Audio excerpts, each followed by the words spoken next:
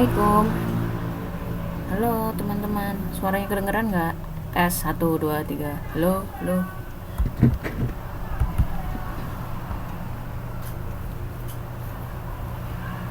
Dengar ya. Alhamdulillah. Apa kabar teman-teman semua? Udah pada selesai makan malam? Udah jam 8 malam katanya. Nggak boleh makan lagi. Kalau mau nyemil nyemil air putih aja ya.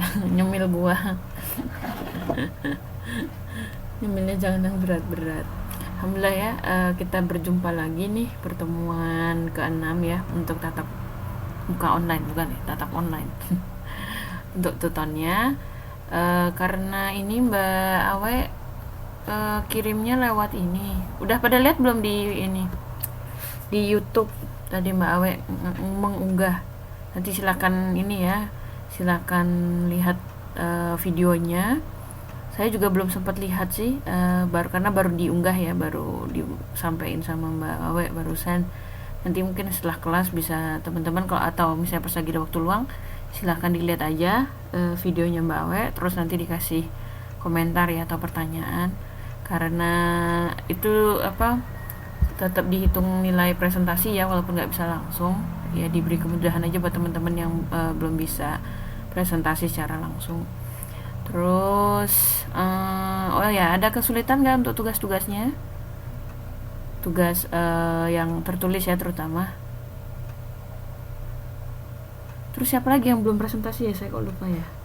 Masih ada satu kelompok lagi harusnya yang camp. Ada yang tahu? Kalau nggak salah tuh siapa ya kemarin tuh yang harusnya camp?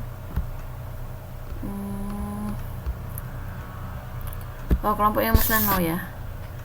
Mas Nano tadi ngetiknya hari Kamis, katanya hari Kamis malam atau Jumat malam ya, tanggal 18. Nanti saya konfirmasi lagi deh ya. Tapi paling nggak mungkin nanti kalau ada waktu, terus nanti mau ada yang presentasi, mungkin teman-teman bisa gabung. Kalau nggak mungkin nanti cuma sesi khusus antara saya dengan mahasiswa aja gitu ya, biar kita langsung saya bantai tanda kutip. Saya bantai langsung untuk ininya, presentasinya, mewakili teman-teman sekalian gitu. Oke. Terus malam ini ya, kita materinya udah modul terakhir ya, modul 9, sama nanti review secara keseluruhan aja sih, kan mungkin teman-teman ada yang mau ditanyakan kalau selama perkuliahan, ada yang kurang jelas, atau kemarin nanti ada pertanyaan-pertanyaan yang belum sempat terjawab ya ketika pas pertemuan muka kemarin hari Minggu, atau kalau misalnya ada yang mau ditanyakan lainnya terkait dengan tugas, silakan juga mengontak saya. Silakan ditanyakan gitu ya, karena ini materinya nggak terlalu banyak dan mungkin sebagian besar teman-teman sudah mulai paham lah ya, udah kayak tahu tentang struktur organisasi itu, gambaran secara umumnya gimana. Tapi ini kita memang karena perspektifnya adalah teoritis ya, konsepnya. Kalau praktiknya udah tahu, nah ini kita belajar tentang latar belakangnya seperti apa, kenapa kok struktur organisasi itu bisa bentuknya beda-beda sih, atau kemarin kok bisa ya, ada yang pertanyaan Mas Taufik ya kalau nggak salah, bentuk bagan struktur organisasinya kok pertanggungjawabannya tuh kemana, kok ke humas, nggak ke ketua atau segala macam. Nah itu memang mungkin ada, setiap organisasi ada pertimbangannya masing-masing. Nah makanya malam ini kita lihat kayak apa struktur organisasi dari sisi teoritis gitu ya. Teman-teman bisa sambil baca ya untuk modul 9-nya.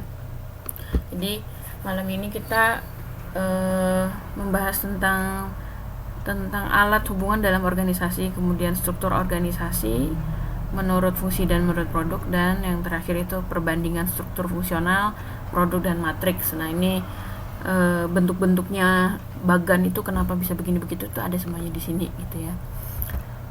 Nah jadi kenapa sih harus ada struktur organisasi?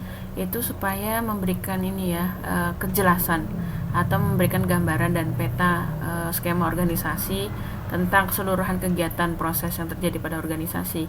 Kan kadang kalau misalnya orang jelasin doang gitu kan, ya bisa ada bayangan sih, cuma kalau dengan struktur ada peta yang tergambar dengan jelas, itu jadi memberikan kemudahan kita, oh ini ternyata nanti komunikasinya ke siapa, atau nanti pertanggungjawabannya kemana. Nah itu tujuan atau maksud dari struktur organisasi tersebut. Nah ini ada beberapa komponen ya, yang menjadi acuan atau kerangka definisi struktur organisasi. Yang pertama itu ada gambaran tentang pembagian tugas serta tanggung jawab. Yang saya tandain merah itu ini ya kata kuncinya. Jadi ada pembagian tugas dan tanggung jawab pada individu maupun bagian pada suatu organisasi. Kemarin kan ingat juga ya, ingat lagi pertanyaannya Mas Taufik tuh. Itu berarti kalau ada mau masalah atau misalnya informasi-informasi, ngasih taunya ke humas gitu kan. Kalau teman-teman yang kemarin datang ya, masih ingat kan ya gambarnya dari kelompoknya Mbak Lolo ya, sama Mbak Suhartini juga ya, ya kan.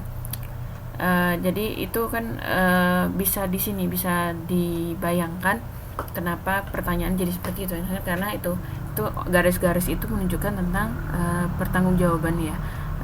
Sama nanti di bawah ini ada namanya hubungan pelaporan itu. Terus itu nggak cuma individu, bisa juga nanti bagian atau departemen atau divisi.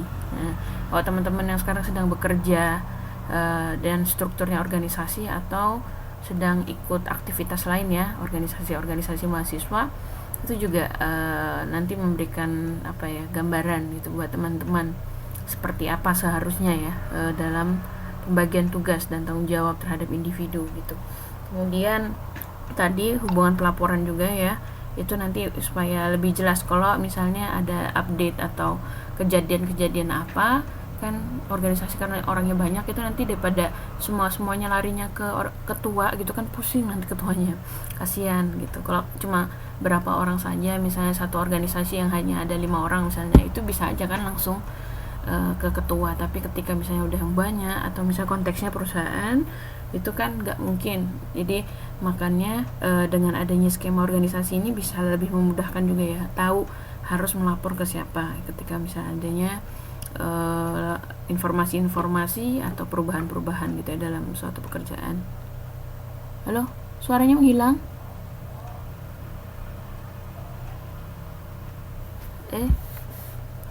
Oh nongol lagi. Oh ya, ini mungkin agak ini error beberapa hari ini, kemarin juga gitu internetnya agak hilang, mohon maaf, semoga nggak hilang lagi ya.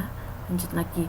Terus lanjut ya, yang ketiga itu tentang pengelompokan individu menjadi bagian organisasi dan pengelompokan bagian organisasi menjadi suatu organisasi yang utuh. Jadi dengan ada instruksi itu kan misalnya lagi open recruitment gitu ya, entah itu kerja atau organisasi, ada orang direkrut baru, kemudian dia ditempatkan di mana, itu juga dengan adanya struktur organisasi lebih memudahkan ya dalam penugasan gitu. Dan dikelompokkan, oh ini orang-orang yang keahliannya gini, dia masuknya ke bagian sini gini. Dan itu nanti juga menunjukkan yang keempat itu komunikasi, koordinasi dan integrasi kegiatan. Kalau misalnya bagian-bagian departemen-departemen gitu ya, kan kadang mungkin saking sibuknya ya, pengalaman saya pribadi, saking sibuknya di departemen saya sendiri gitu ya, di divisi saya kegiatannya sudah banyak, kadang fungsi komunikasi dengan koordinasi dengan yang lainnya, dengan divisi lain itu kurang gitu. Jadi kadang mungkin ya agak susah ya kalau misalnya mengkomunikasikan secara langsung.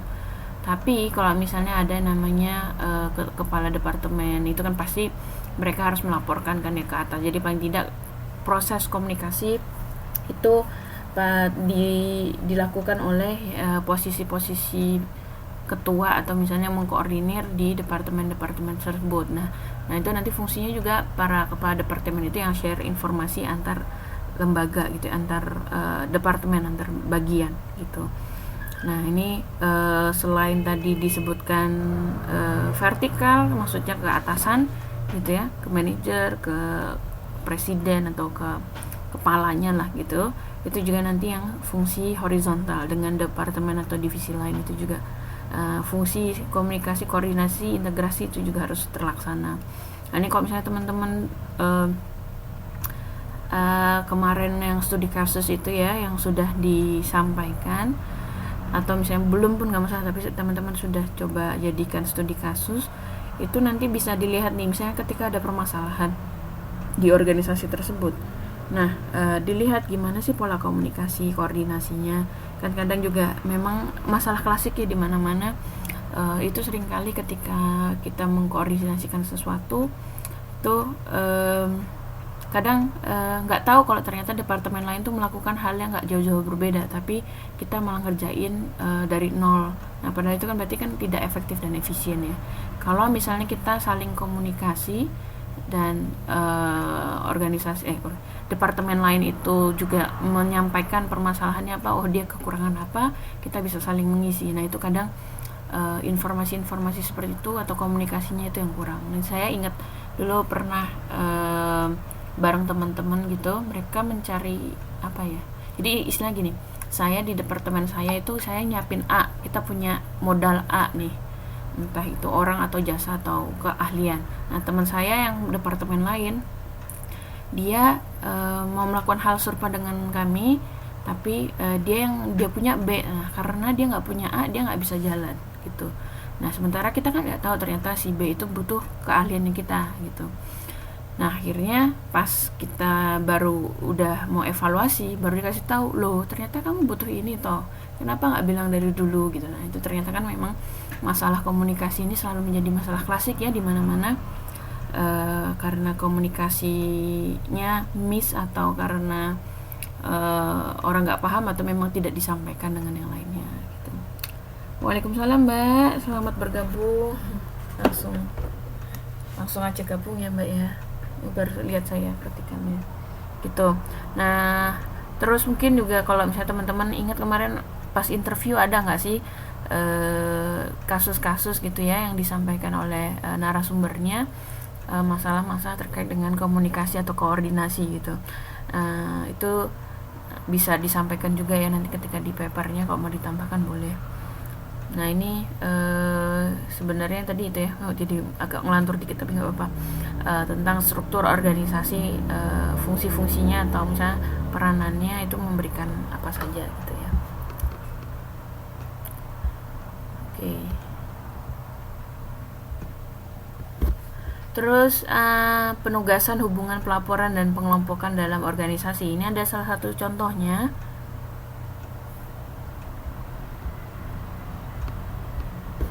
Halo? Kedengeran nggak? Halo, kedengeran nggak? Ini hilang nggak sih?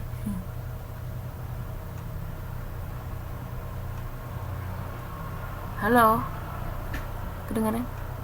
Oh, dengar. Oh ya. Ini saya tulisannya poor connection, tiba-tiba hilang. Oke, ya kembali lagi. Nah, tentang penugasan, hubungan, pelaporan tadi ya. Nah, ini ada contoh bagan ya gitu ya, skema organisasi suatu perusahaan.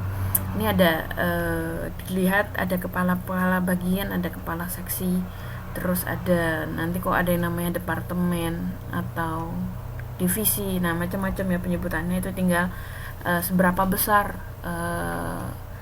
struktur ataupun tingkatan hierarki ya, secara vertikal maupun horizontal. Kalau misalnya saya tuh inget dulu kalau misalnya pergi ke birokrasi nih, ke pemerintah, itu panjang banget kan biasanya, entah kepala bagian, ada kepala sub bagian, ada sub apa gitu, jadi banyak gitu. Itu memang kalau misalnya kita tidak melihat strukturnya, struktur birokrasi, kadang itu akan juga mempersulit kita ya dalam memahami misalnya untuk ngurusin surat menyurat. Nah, itu juga agak riskan juga. Misalnya kalau teman-teman pernah nggak sih punya pengalaman misalnya harus mengajukan permohonan apa ke perusahaan atau ke pemerintah gitu, tapi karena kita nggak tahu ya susunan struktur hierarkis birokrasi, dan kalau misalnya ingat hierarki itu kan berarti terkait dengan keputusan ya, yang menandatangani surat itu siapa. Nah, itu kalau misalnya kita nggak tahu, itu kan juga akan menyebabkan apa ya, ketidakefisienan dan tidak efektifan gitu, karena waktunya terbuang dan biasanya nanti akan dilempar-lempar gitu. Itu saya sempat mau ngurusin apa tuh, nggak ngerti alurnya gimana, birokrasinya seperti apa, terus bagian-bagiannya apa saja itu, sehingga saya harus dilempar